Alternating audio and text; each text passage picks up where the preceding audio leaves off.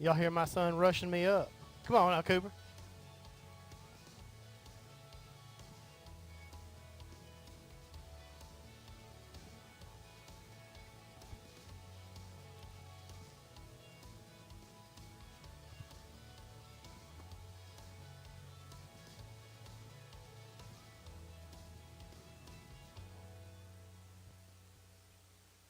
So now is the time. How's everybody doing? I'm not super all bubbly like Nicole is. I'm going to be honest with you, I'm not. But I want to welcome everybody here to New Creation tonight. I'm glad y'all are here. For those that are watching online, glad you're watching. I hate you're not here to participate because kind of last minute, I kind of got an idea of what we're going to do tonight. Y'all keep Nicole in your prayers. She went home sick. She was here earlier and started having some blood sugar issues, and so she left and went home. And so literally an hour and a half ago, I had to come up with something to do tonight. So we're going to do things a little different tonight. We're going to do, like I said, a little activity. So I'm just going to pray, and then I'm going to tell you what we're going to do. So, Father, we just thank you for this opportunity to be in your presence tonight. Father, right now, I just ask that you will just move in this place, that you will open up our minds, open up our hearts, Father, that you'll be able to allow us to share as you would have for us to share. And I just ask that you will just lead the conversation, that you will just lead the fellowship, and that you will just continue to be how awesome you are. In Jesus' name, amen. So, I can't stand still. That's just me. Y'all know that. So, what we're going to do tonight, you see we got 3 chairs up here. So, the activity we're going to do tonight, and everybody gets to participate. I'll call you out. Everybody gets to participate.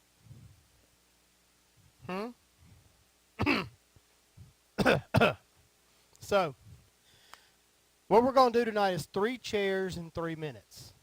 Have any of y'all ever done that activity before? Okay, so here's what it is. After I get me a little drink of coffee. I'm trying to make myself a little more a little excitable tonight. So what we're going to do is first chair. So like I said, 3 chairs in 3 minutes. So you got 3 minutes to share. First chair, you're going to share briefly a minute about your past. Where you have been, where you have come from, what you have walked through. What has brought you to where you currently are, which is the middle chair. So you're going to share a few minutes with where you currently are, what your current status is, where you're living, what you're doing, how long you've been sober, things like that. It's going to be your middle chair. Last chair is going to be what your goals are and where you want to be in the future. So it's going to be where you came from, where you are, and where you're going. That's basically what the 3 are. So, God hadn't told me what I'm going to talk about yet, so I'm not going to go first. I probably will go last. So does anybody want to come and go first? Now, keep in mind that we are going to use the microphone because we are live so that other people can know what's going on. It's all about letting everybody know that we're not alone in what we're doing. We're not alone in the fight that we're in. So, whoever wants to go first. Come on. So, what we're going to do, I'm going to pass this. Actually, I'll tell you what. Let me do this other thing, too. Is the green mic muted? Have a seat. You got 3 chairs. You got to sit in each chair. First one right here. Check. Ooh, turn it down. Is that better? Yeah, that's really loud still. All right, so what I'm going to let you do is I'm going to let you share your name first. So for those of us that do not know who you are, for those that are online, share your first name. You ain't got to share anything other than that. And then you're going to start with tell us about your past. So share my first name first, and then. Yeah, your first name and tell us about where you came from in your past. My name is DeFrederick Cummings.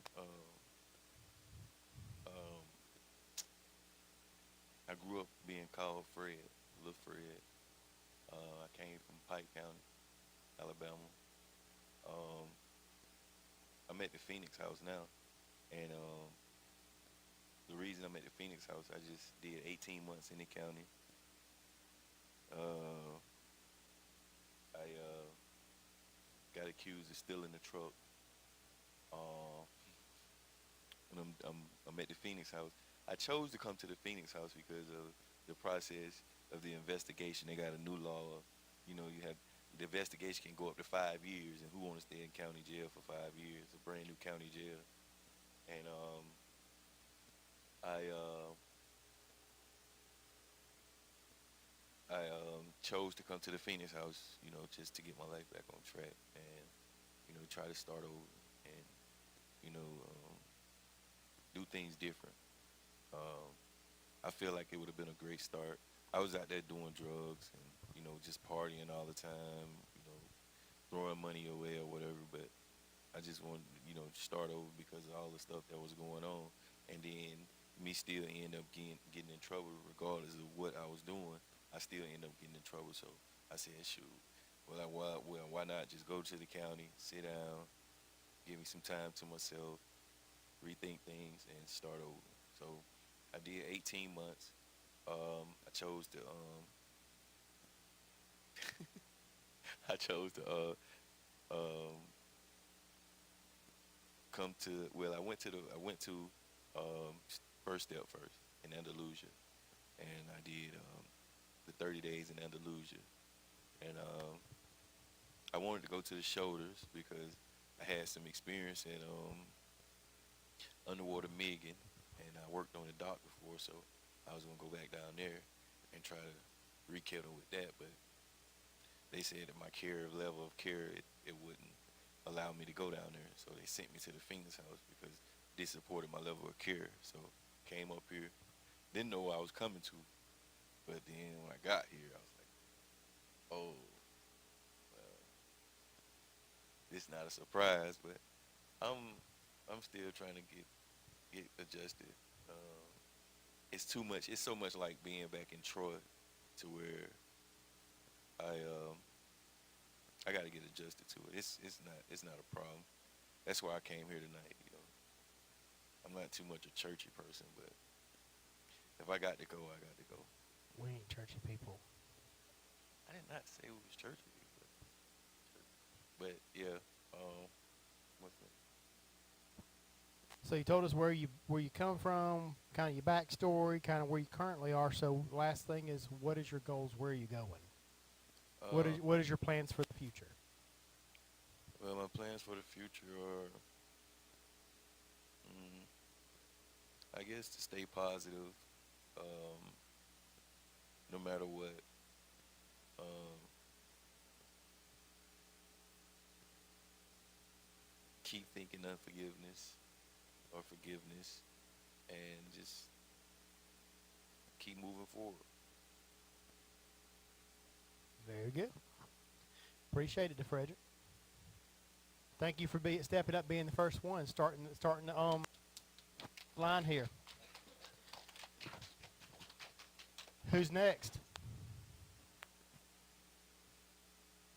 Awesome. There you go. My name is Tyrone, and I grew up in Geiger, Alabama, and I got in trouble for, they said I touched a little child. It was a little boy. Hang around the wrong people. What my friends was female who said I did it, but it wasn't that. But where I got, where we got, where we was in the house, we really got to fight. But they said I touched a child, but it wasn't a woman child. It was a son child. And she told him that I had touched her. We had got to fight. So I had walked off after we got to fight and walked home. Then next thing you know, I saw the police. And I went to the county jail for about 3 years and got a plea. They were to give me a plea bargain like Mississippi Road down for 60 years, but nowhere for 30 years. But they gave me a bargain to come down here, so I took down here. I came from Bryce, to Taylor Hardy, to Bryce. We went to Dante, at Culver, to Breaker Ridge, to Tux. So try to get my life back on the right line, ask God for forgiveness, and stay positive. Like hang around know the best of friends. So what's your future goal? Get out and maybe get a job, stay positive, and hopefully find me a job with a house to stay in. Very good. All right. Thank you. Come on, Marcus.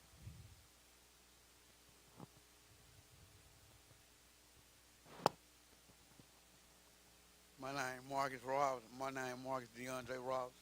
I've been staying in Tuscaloosa all my life. I'm from Hope. You know what I'm saying? I've been getting in trouble all my life. You know what I'm saying? Now I got a long time. I'm trying to complete this program, the Phoenix House. Go from there. You know what I'm saying? Cause I got time on my head. You know what I'm saying? I gotta do what they tell me to do at the Phoenix House. Do the right thing. I've been hit by cars. I've been shot. I done did everything, you know what I'm saying? I done did everything. It's just a blessing for me to be here. You know what I'm saying? It's a blessing. It's a God for real, man. Heaven and hell for real. You know what I'm saying? I'm just trying to get back on my on page or whatever. You know what I'm saying? I'm nervous, you know what I'm saying? I ain't never just did this. You know what I'm saying? But anyway,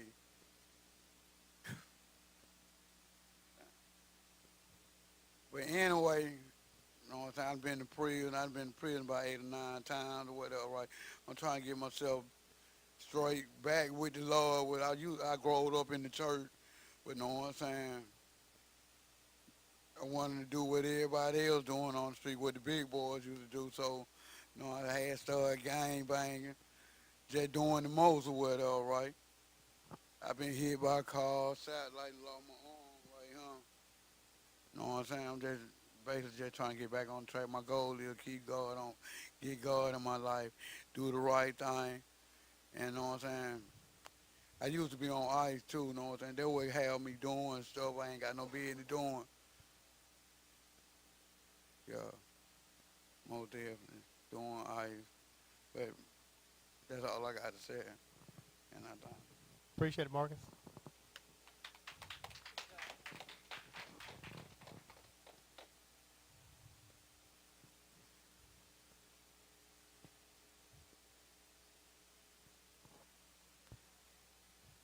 Where you came from, your history, and then what your current situation is, and your goals for the future. Okay. I was raised in Lawrence County, Alabama, and about I got married about 14 years ago. I don't want to tell you from the get-go how like alcohol turns into pills, turns into meth, turns into whatever. You just graduate. But um, let's see. My youngest daughter she was 2 years old when I started meth. That's where the major problems came in. Um, and she was 5 years old when I went to jail for discharge. I hit a CO. I went to jail for domestic violence, and they just had me on suicide watch, and I hit a CO. That carries a 1 to 10 year sentence. I pleaded not guilty by reason of mental defect and disease because I wasn't on my meds. I already had some mental illness, like I'm bipolar. So if I'm not on my meds, like I'm everywhere, and I hear and see things that other people don't hear and see. Not on my meds and on meth, like that's hot, like it's up there. Um, so I thought that he was coming in to attack me, and I hit him. I did about 4 years in the county, um, and then I did 15 months in Bryce. Uh, I've I've been about 16 months with Indian Rivers now. I'm in a group home. It's called CM1. Like to kind of go give you a backbeat. even when I was doing meth, I've always believed in God. I got saved high. Like I know I did. I was high, and God put it on me. I was reading the Bible. I was reading like I got saved high, and He was telling me that I was loved regardless. But like He would also put it on me like I was not doing what I was supposed to be doing for my kids. I got 4 kids, um, 2 grandbabies, and like I was saying, my youngest was 5. Um, my oldest is 22 now, and my youngest is she'll be 13 in April. But I've been gone out of their life for about 6 years. It's cost me 6 years. Um, I, that's I know God set me down because He gave me time after time. I go to jail, I get out. I do 18 months in jail, get out, be out for 3. Go back to jail, do 10 months, get out for 4. Go back to jail, do another year. Like I would revoke my bond on little stuff and have to set my bond out again.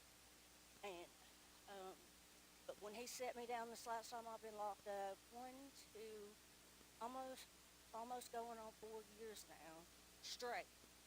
Um, I got at least, very least, till August. But that there is no really time set.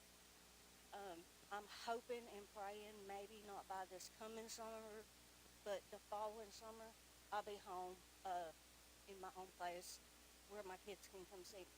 Because my kids, I mean, I'm blessed. My kids are with my sister.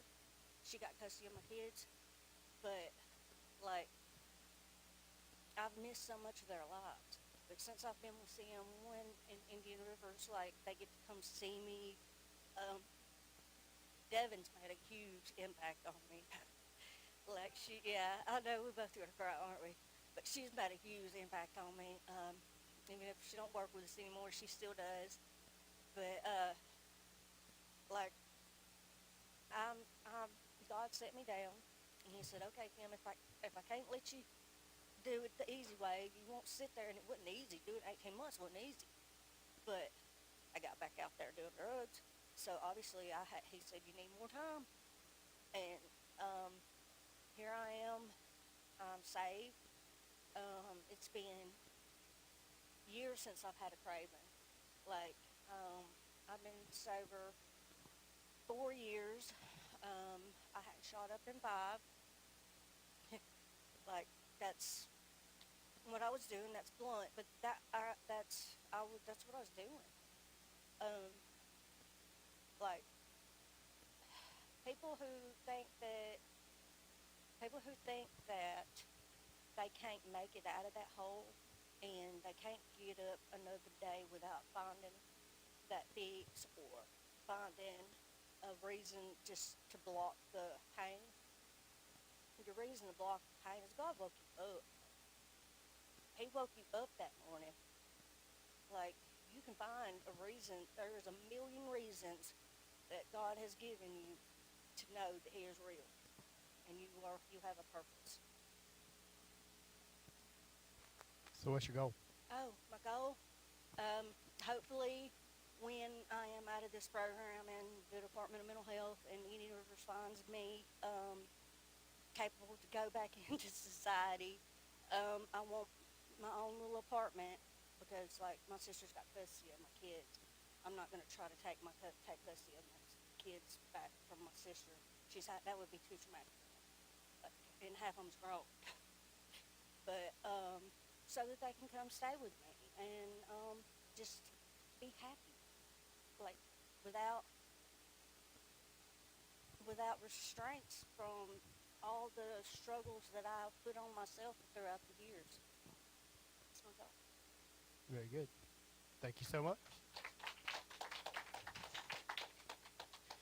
I thought Chase was fixing to get up and come get this microphone.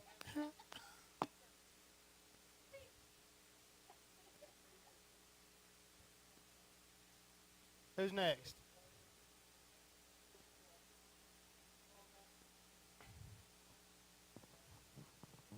Got another microphone for somebody. I'm going to start sitting down with y'all.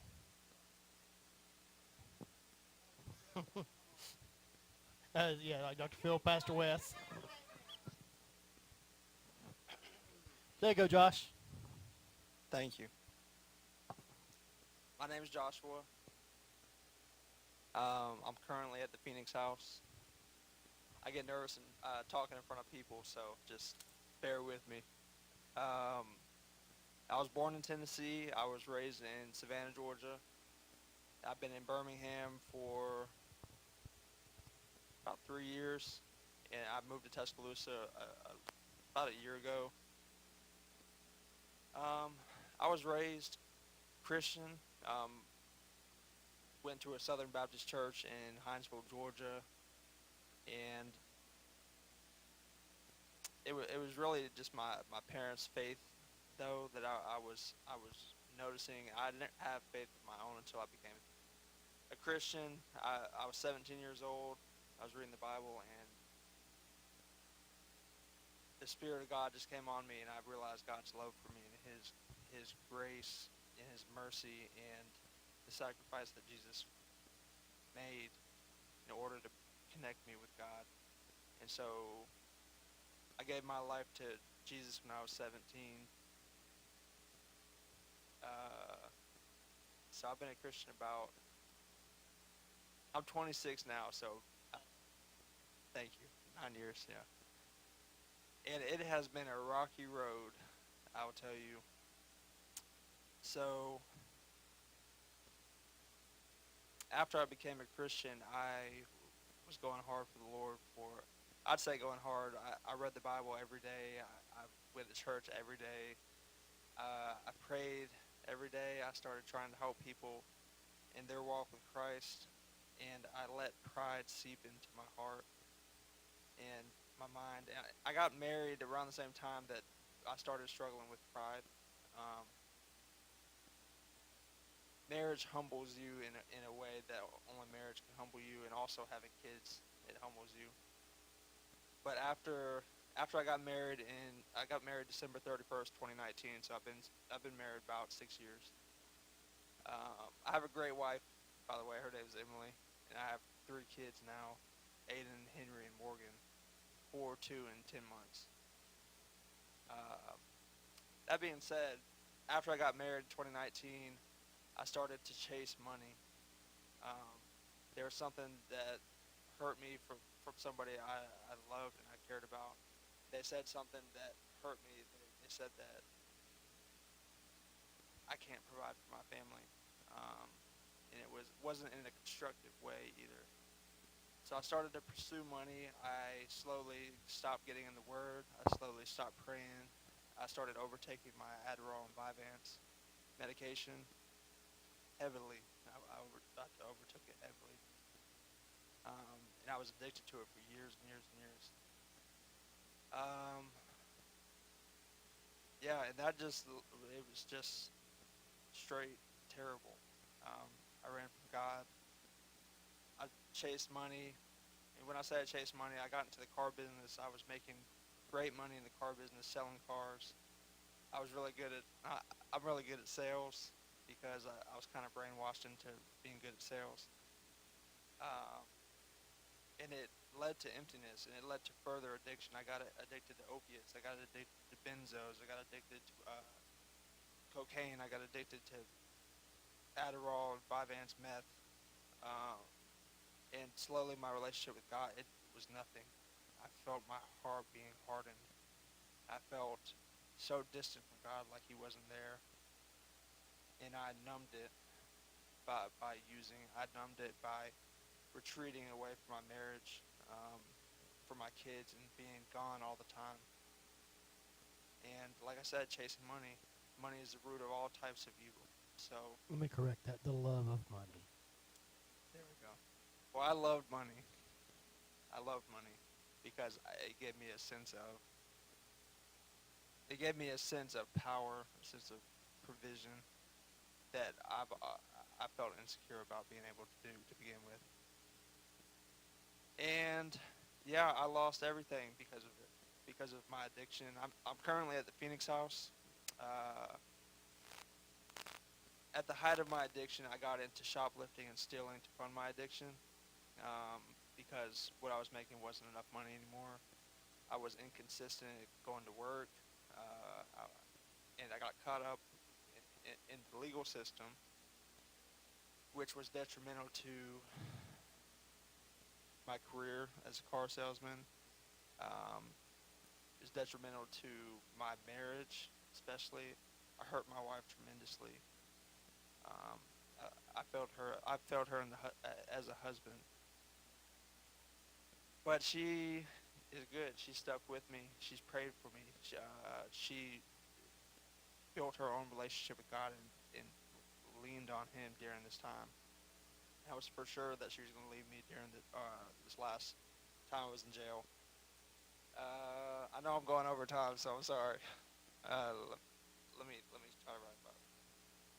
I'm on probation for the next 3 years. I have a 5-year suspended sentence for retail theft.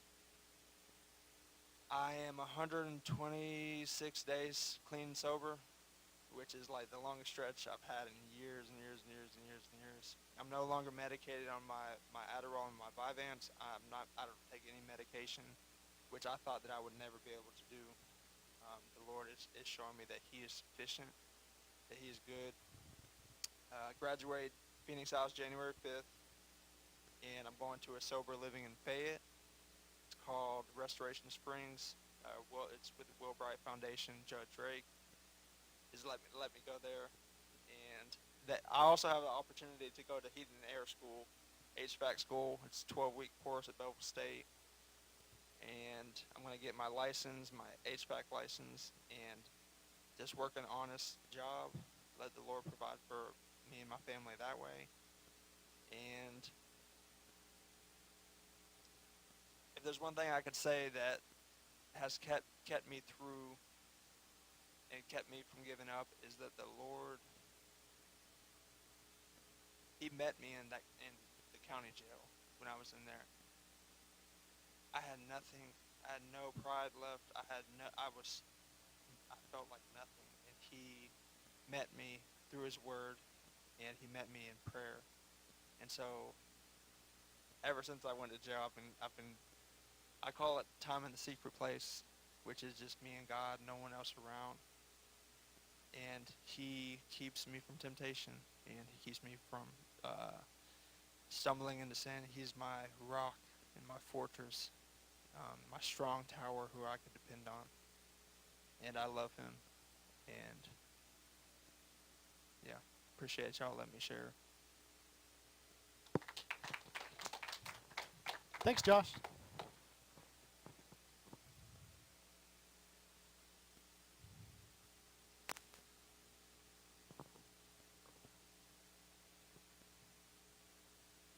Who's next? Awesome. Come on, Jay. Look, y'all, I'm nervous. I don't really Don't like be nervous. talking in front of people, but Don't be nervous. I'll get my coffee. I won't sit here. Yeah, just imagine you just don't worry about the camera. Don't worry about none of that right there. Just all right. you'll be Well, fine. I'm from Morgan County, Alabama, up in North Alabama. So, I've been on drugs most of my life. You know, I've got 2 older brothers. They're still on drugs today. I don't know. It's just rough. You know, I got on opiates when I was probably 6 years old, and it just turned into chaos. I couldn't afford the medicine, so I got on heroin. It's whatever I could get my hands on, really, you know, because I was struggling. But I've just connected with God, though, through prayer and coming to church. Man, I wasn't really raised up in church, but I don't know, man. He's really touched me over the past few weeks since I've been coming here, man. And I don't know, I struggle with money, you know, but it burns a hole in my pocket.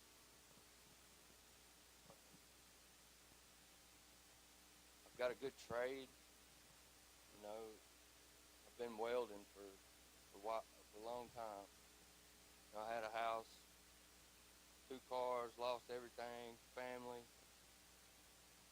my son. It's just, my life's been hectic. I've been battling demons for a long time. But I'm gonna get through it. God is good.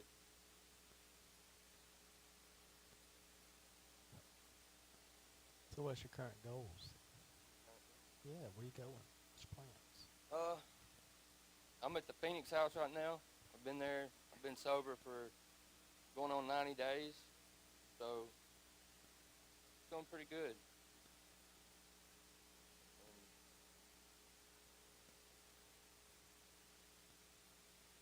I got a fiance. Her name's Lauren. Got 2 kids.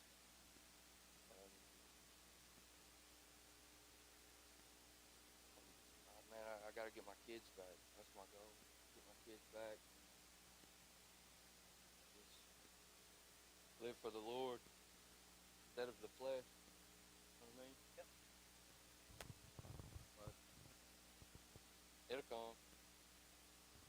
Stay at it. That's all I got. Thank you, Chase.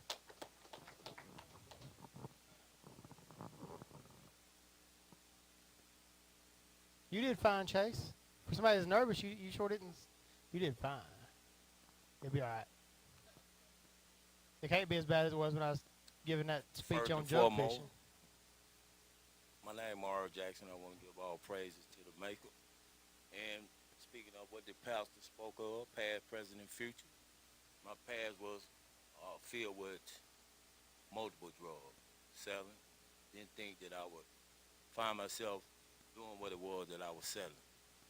In fact, I was so caught up in addiction of getting money to fall by the wayside and not realize that what I was doing, I also was an addict to, even become a greater addict when I went to using what it was in which I was selling. Come from a religious family. Mom's a pastor, own church, write books, doctor. On the other side of family, my father, he was a real gangster. So I was the first of 3 by my mom and pop. Caught in the middle. Therefore, I had to transition from good to bad when needed to be, but I was extremely smart to a point where I thought that I could beat the system. At a young age, 16, I ended up getting caught with about a half a kilo of cocaine and about 2-3 pounds of weed. Found myself in prison for 23 straight years. Went in at 16, got out around 40, something like that. Designed myself to win, to be great in any aspect I needed to be around anyone for any given time, any given reason. And I built myself and designed myself only to come out of prison and not even use it effectively in a sense of being great in a fashion of how I designed myself, allowing the devil to be strong in a fashion of being enticed in the midst of my environment and the people that I was around. Thought that I was so much in so many ways to I allowed myself to be a victim of getting drunk, getting high, dealing with multiple women, and fell off in a sense of couldn't get out. Dealt myself in a deep ditch. I mean, and I won't say like my life is based on being homeless. I ain't never been that. Never been the one that had not needing. I ain't need anything. The only thing that I lost was myself throughout the course of my journey. That was part of my path. Prison was a present state in which formed me to come to realize that what I was doing, I was an addict. And I found myself turning myself in to the Phoenix house. Before I came here though, I was at the Lethal House in Montgomery for the first time out of 50 years. I found myself realizing I was an addict. Didn't know I was an addict till I learned how to find out who I really and truly was in a fashion of wanting to learn more about who I could be. Left there on my own, came here, I'm from Montgomery, and realized that if I went back to the same spot, I was going to do the same thing. If you do the same thing as insanity, then you're gonna get the same result. So the further my growth, I'm trying to come here to the whatever what is it, Leaf House? Phoenix House. So I'm trying to find out how to regain what it was that I lost in there with myself. For my uh, future, I look for it to be great because I'm gonna design myself to be whatever it was that I supposed to be from the beginning, only to be greater for the future that I pass. Appreciate it.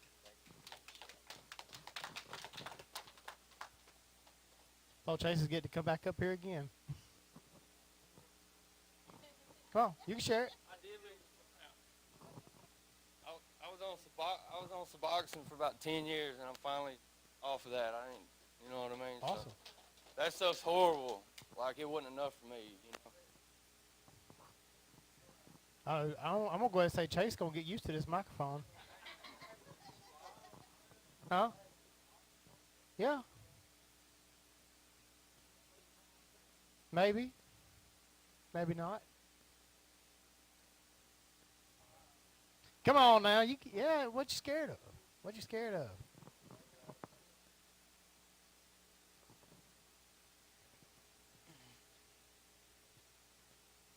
Yep, I ain't gonna choke up like Eminem did back in the day, so, you know. I'm DeAndre. I'm from a very small town. It's called Deepsville, aka Elmore County. I grew up in a drug family. Everybody in the family sold drugs, man. I didn't start getting in. I sold drugs, did drugs. I started really doing drugs heavily after I got shot.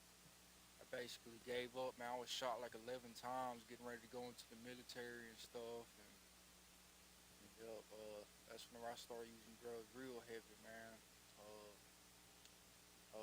My problem was putting others before myself. So, you know what I mean? So I felt like having the drugs and the money, I was able to look after everybody else, but didn't realize deep down I was hurting myself. And I don't know, man. I'm gonna skip a bunch of stuff because I'm a private person, you know. But other than that, man, I'm in the Phoenix house, working on myself, man, to be the best I can be, do things different, you know. I was doing good, but doing it the wrong ways, man. I was doing right, but you know, drugs ain't no good for nobody, man. It is, man. I was doing right, but I was using drugs. That didn't make it right. But you know, some people look at wrong. Wrong is different from what other people look at it as. But yeah, my future goals is to have my own place and flex on the ones that was doubting me. Man, they say you don't prove nothing to nobody, but man, my motto is I'ma prove to the people I can at least do it. You know what I mean? They say you ain't gotta prove nothing, but the one thing I am gonna prove is to show them I can do it. Do better, be better. Just continue to make progress and better myself for real, for my family.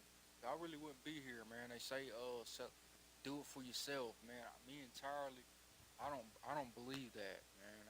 Because I wouldn't have no real motivation to keep moving forward at all. You know what I mean? Otherwise, it's like, and this is just me though. Otherwise, what am I doing it for? If I'm just doing it for myself.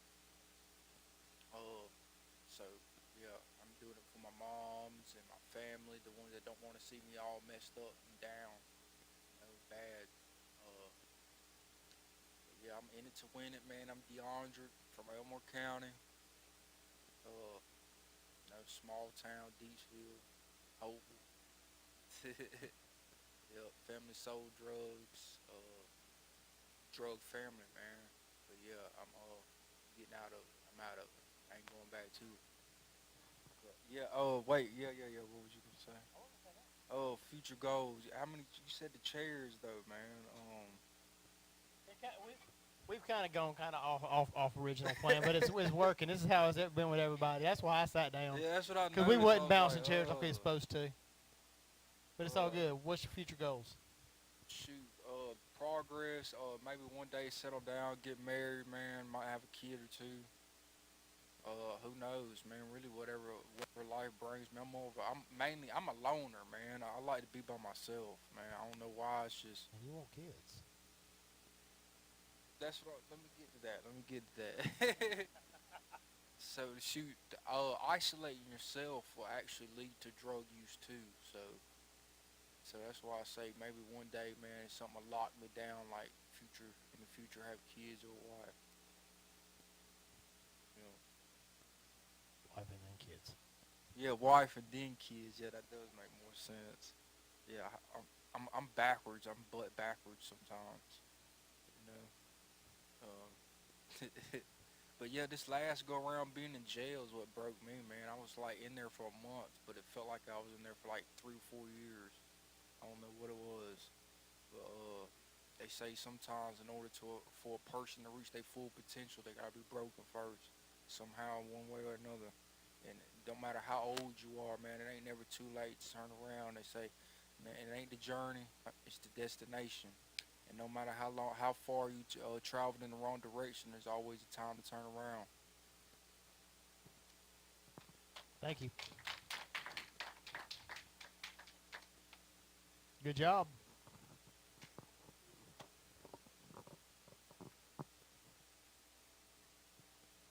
Anybody next? Come on, Kim.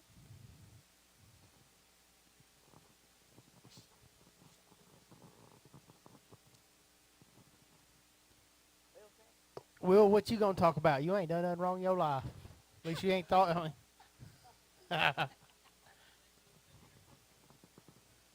yeah, he killing things. He killed a deer last night. Sure did. Mm-hmm. The mama did. Yesterday evening. Let me be correct. R- it was. We'll talk.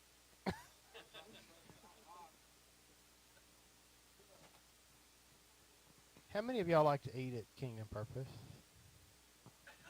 How many of y'all know that I like to cook? Okay. So we're just gonna leave that out there and let those few statements simmer there for just a second. No, that came from Robertson's Barbecue. Work smarter, not harder.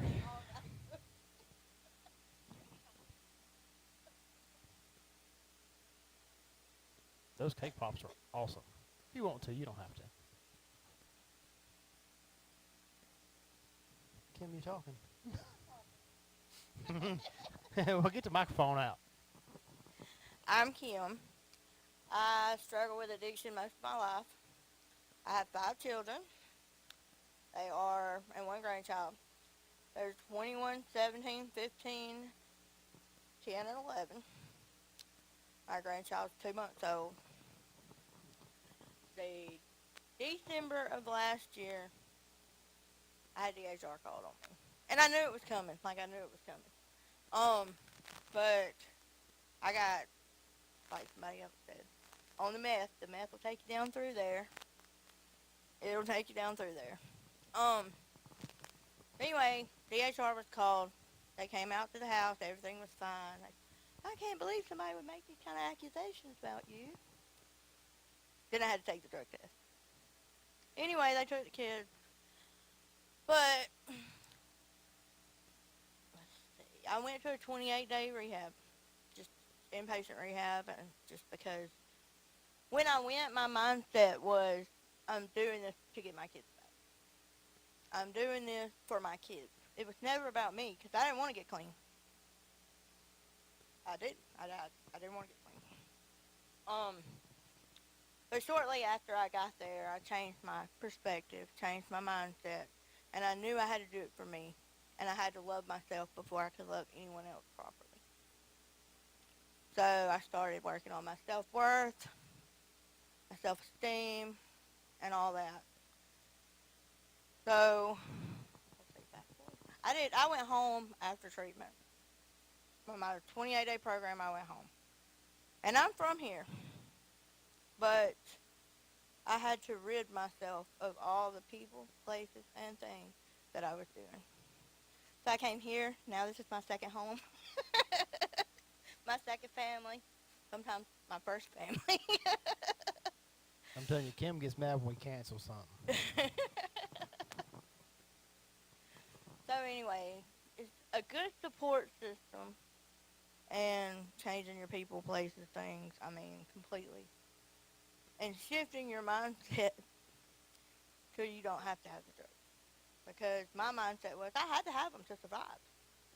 I couldn't survive without them. I couldn't stop because that's the only way I could wake up in the morning. But things change. I seen earlier where a bad day in recovery is always better than a good day on drugs or in the streets.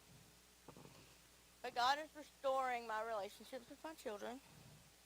I will have all 5 of them under the same roof Christmas Day, which they haven't been all 5 together in over a year.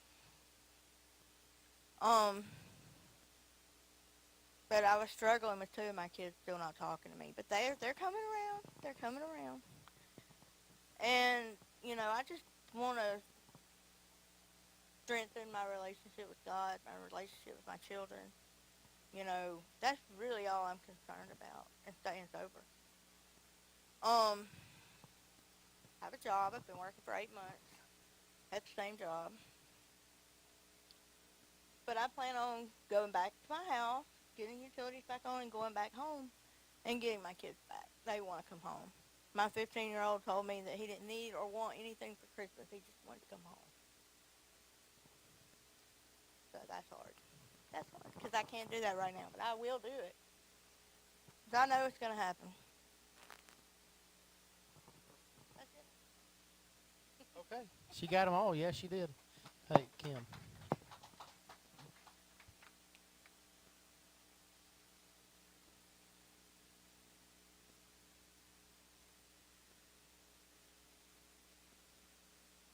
Who's next?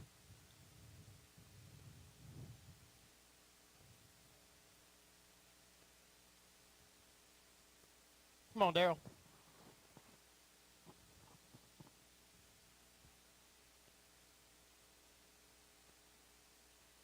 My name's Daryl, and I'm an addict. All the way through to my bones, I'm an addict. But I've got 16 months clean. I was born in 1968. That makes me old. Nah. And it took me till now to get that 16 months clean. When I was a child, I had serious emotional issues. There was something wrong with me, and nobody knew what it was. My dad thought he could beat it out of me. That didn't work. My parents divorced when I was 13, and that's when I drank for the first time. I still remember crawling up the steps and running into my mama's feet. There's nothing like looking up at your mom, so drunk you can't stand up, and going, oh no. But I ended up dropping out of school in the 9th grade. Left home. And my dad had no idea about it until I was 18. And he talked me into going back to school. And there wasn't no drinking in his house. But he asked me to come live with him. I knew what was up. So I struggled, but I did it. I still didn't graduate.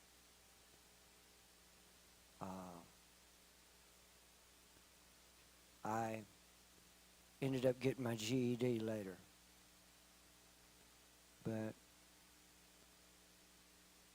after I left my dad's house, when I didn't graduate, began to drink again, heavily. I ended up marrying a girl that I had met at the school, Etowah High School. We were married for 18 years and had 2 children. And she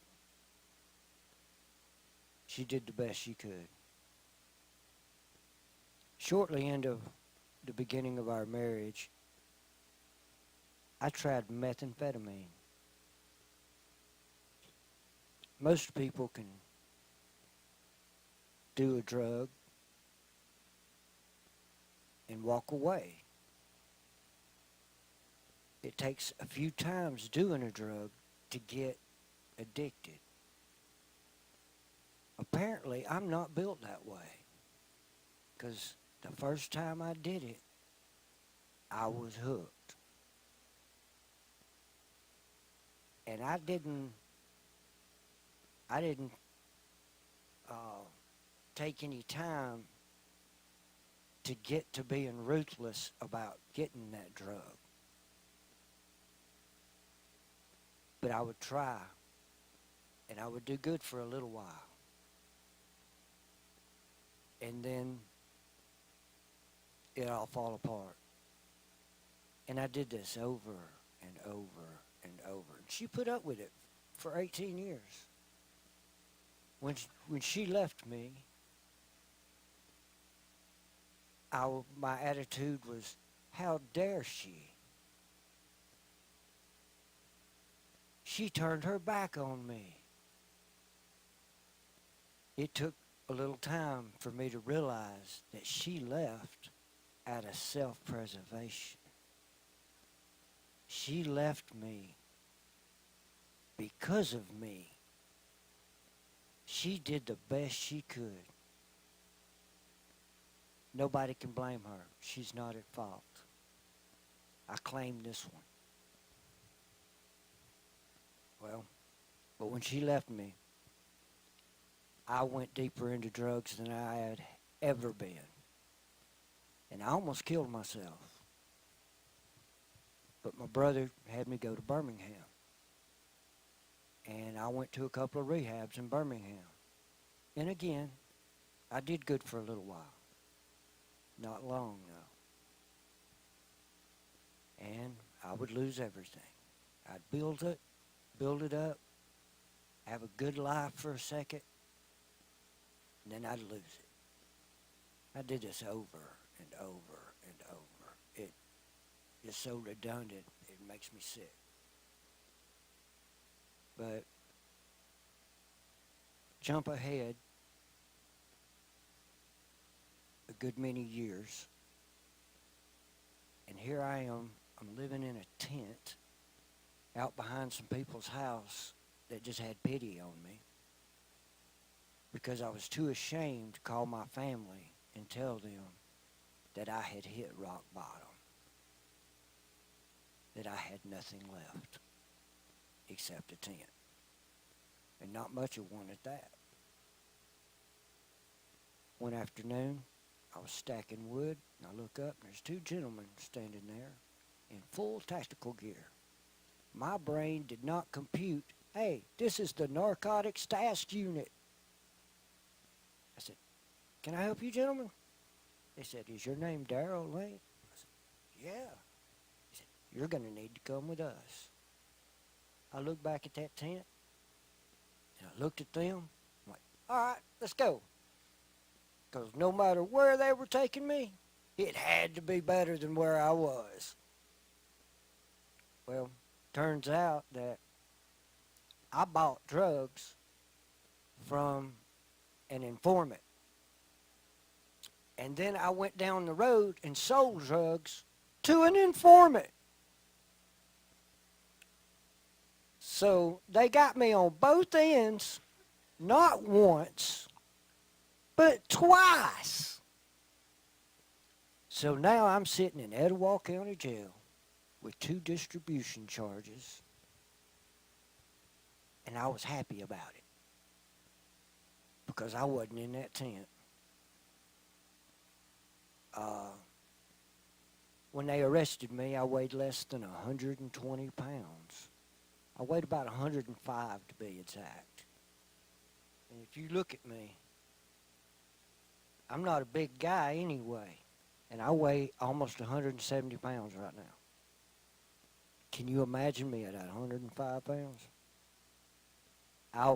My organs were about to shut down. I was about to die. It was God doing for me what I could not do for myself.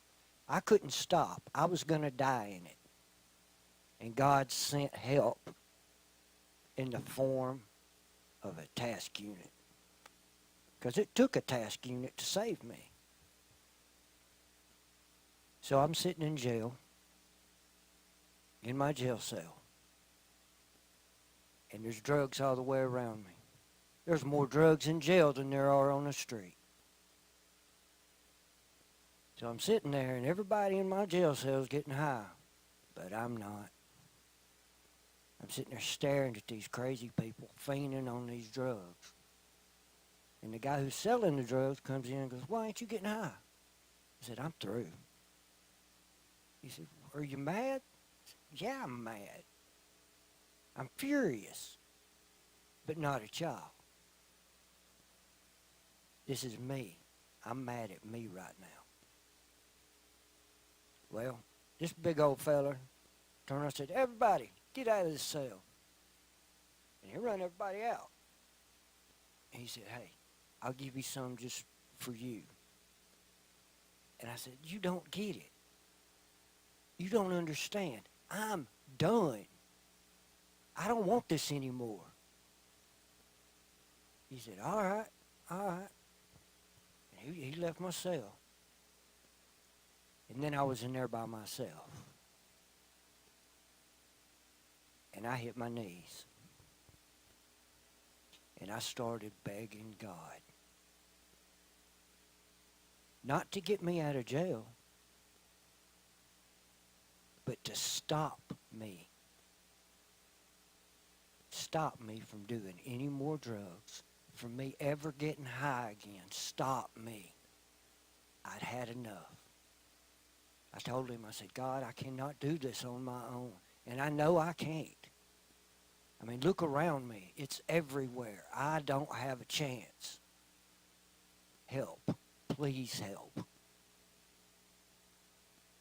The next morning, before anybody woke up, my jail cell door came open. And there was a sergeant standing there, and he said, "Come with me, Darryl." I said, "Okay. I ain't done nothing. I've been in this cell the whole time." They took me, and they put me in the worker dorm in Etowah County. Now, you could still get drugs there, but it wasn't near as prevalent as it was in the units. So, I stayed in jail 13 months.